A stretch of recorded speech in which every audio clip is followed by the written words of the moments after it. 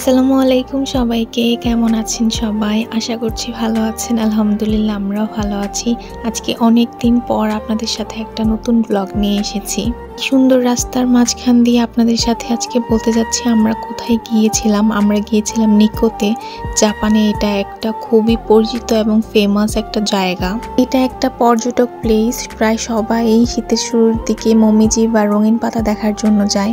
আমরা গাড়ির থেকে নেমে পার্কিংয়ে গিয়ে এই সুন্দর পাহাড়টা দেখতে পাই।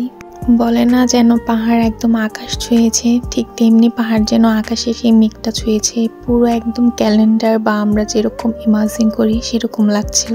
তারপর আমরা ভিতরে চলে যাই। যাওয়ার সময় এই রাস্তাটা পড়ে, এখান থেকে আসলে স্টার্ট মমিজি বা রঙিন পাতা দেখা। আলহামদুলিল্লাহ আমরা যে টাইমটাতে নিকোতে এসেছি সেটা একদম পারফেক্ট টাইম ছিল।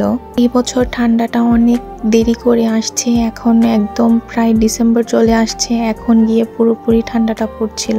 আর এটা হচ্ছে নিকোর মেন অ্যাট্রাকশন, এই ঝর্ণাটা। এটা ওপর থেকে এত বেশি কাছে থেকে দেখা যাচ্ছিল না, সেজন্য আমরা যাব নিচে। এটা অনেকেই জানে না আসলে।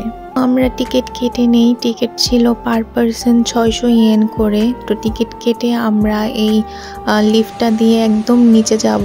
এখান থেকে আপনার এই ঝর্ণাটা একদম সামনে থেকে দেখা যাচ্ছে।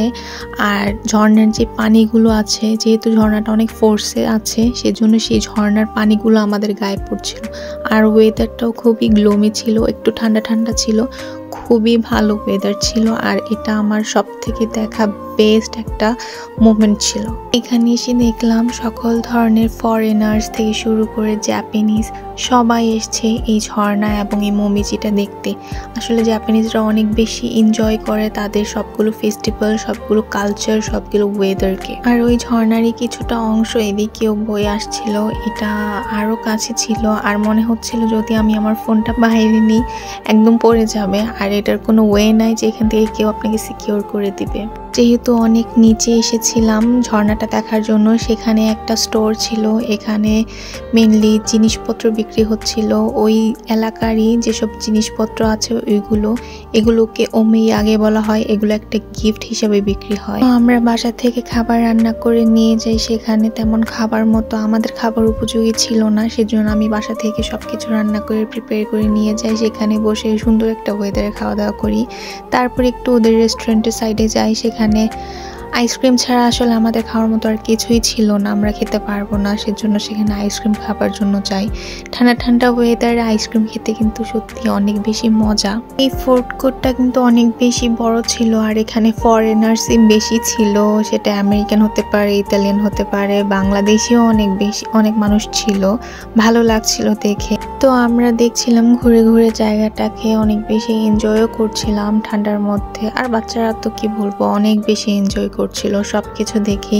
আর এত কিউট কিউট করে দাঁড়িয়ে দাঁড়িয়ে ছবি তুলছিল, মাশাআল্লাহ সত্যিকার অর্থে অনেক ভালো লাগছিল।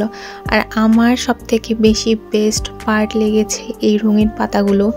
আর সত্যিকার অর্থে আমি সবসময় এগুলো ক্যালেন্ডারতে, মুভিতে, ছবিতে এগুলোতেই দেখেছি। তো নিজে আজকে সচক্ষে দেখাটা আমার জন্য অনেক বেশি একটা ভালো লাগা কাজ করছিল। আলহামদুলিল্লাহ।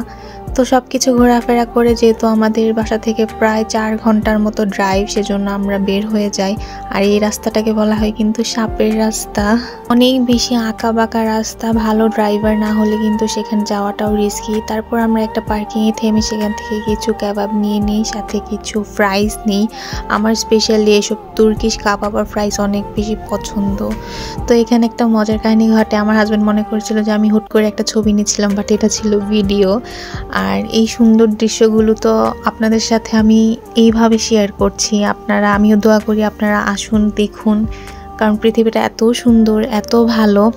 তো আমি দোয়া করি সবাই যেন আসতে পারেন, সবাই যেন পৃথিবীর বিভিন্ন স্থানের ভালো জায়গাগুলো দেখতে পারেন। তো আমার ভিডিওটা কেমন লেগেছে অবশ্যই জানাবেন। সবাই লাইক, সাবস্ক্রাইব এবং ফলো দিয়ে রাখবেন। সবাই ভালো থাকবেন। আসসালামু আলাইকুম।